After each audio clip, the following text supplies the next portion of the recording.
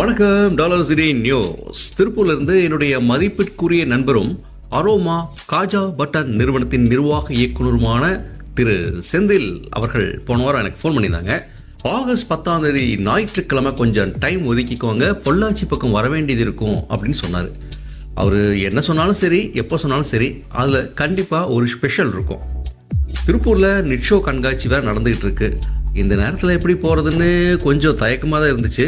ஆனாலும் கொஞ்சம் மாற்று ஏற்பாடெல்லாம் பண்ணிவிட்டு ஆகஸ்ட் 10 ஞாயிற்றுக்கிழமை காலையில் பொள்ளாச்சிக்கு வண்டியை அழகாக கோவையிலேருந்து ஸ்டார்ட் பண்ணியாச்சு.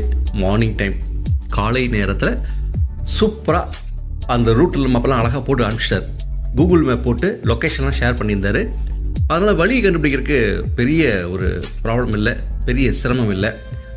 பொள்ளாச்சி பஸ் ஸ்டாண்ட்லேருந்து சந்தைப்பேட்டை பக்கத்தில் அங்கே வந்துட்டு அங்கேருந்து மீன்கரை ரோடு வழியாக போகணும்னு கூகுள் அக்கா வழி சொல்லிக்கிட்டே வந்தாங்க.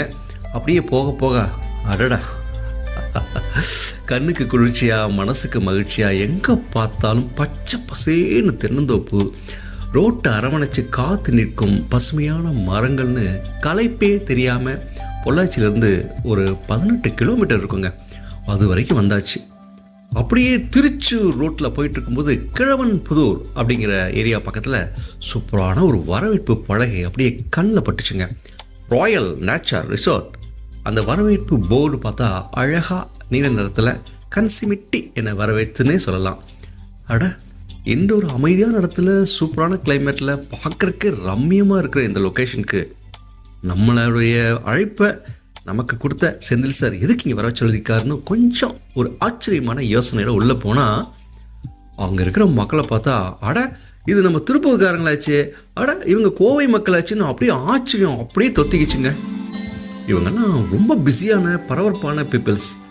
இவங்க என்ன இங்கே வந்து பண்ணுறாங்கன்னு பார்த்தா ஒரு சூப்பரான விஷயம் அங்கே அமைதியாக அழகாக அட்டகாசமாக நடந்துட்டுச்சுன்னு சொல்லலாம். எஸ், இவங்கெல்லாம் 36 வருஷங்களுக்கு முன்னாடி ஒரே காலேஜில் படித்தவங்க. ஒவ்வொரு டிபார்ட்மெண்ட்லேருந்தும் நிறைய பேர் வந்திருக்காங்க. இந்த முன்னாள் மாணவர் சந்திப்பு நிகழ்ச்சியை நடத்துகிறாங்கன்னு தெரிஞ்சோன்னே செந்தில்குமார் சார் என்னை ஏன் இங்கே வர சொன்னான்னு இப்போ புரிஞ்சிருச்சு.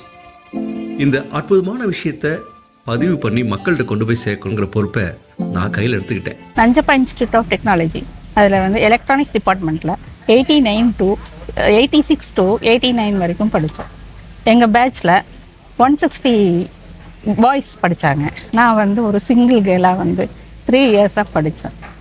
இப்போ வந்து 35 இயர்ஸ் கழிச்சு நாங்கள் எல்லோரும் வந்து ஒன்றா மீட் பண்ணியிருக்கோம். ரொம்ப சந்தோஷமாக இருக்குது. ஒவ்வொருத்தரையும் பார்க்கும்போது இப்போ 35 வருஷம் கழித்து பார்க்கும்போது ரொம்ப சந்தோஷமாக இருக்குது. என்னோடய உணர்ச்சிகளை எப்படி வெளிப்படுத்துறதுனே தெரியல. எனக்கு கூட பிறக்காத அண்ணன்மார்கள் வந்து எல்லாத்துக்குமே நான் தங்கச்சி தான். எனக்கு வந்து ஒரு 150 பேர் ஒட்டுக்கா ஒரு அண்ணன் வந்து ஒருத்தங்களுக்கு கிடைக்கிறதுங்க வந்து அது காட்ஸ் கிஃப்ட் தான். அது எனக்கு கிடைச்சிருக்குது. ரொம்ப பெருமையாக இருக்குது, ரொம்ப சந்தோஷமாக இருக்குது.